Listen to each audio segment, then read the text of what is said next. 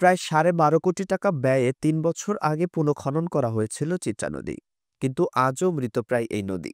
কচুরিপানা ও ময়লা আবর্জনায় ভরে গেছে চারপাশ, বন্ধ হয়ে গেছে নৌযান চলাচল, ফলে পরিবেশও দূষিত হচ্ছে। বাগেরহাটের চিতলমারী উপজেলার প্রধান নদী চিত্রার জোয়ারভাটার স্বাভাবিক প্রবাহ এখন বাধাগ্রস্ত।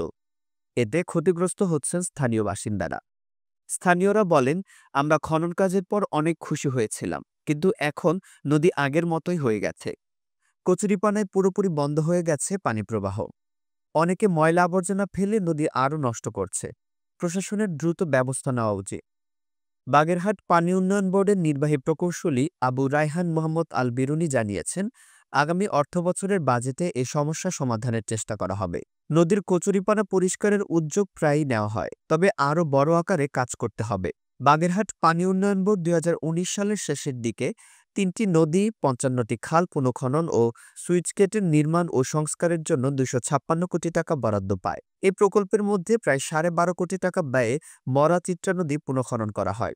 বড় বাজেটের এই পুনঃখনন প্রকল্পের ফল যদি স্থানীয় জনগণ না পায়, তবে তা কতটা সফল?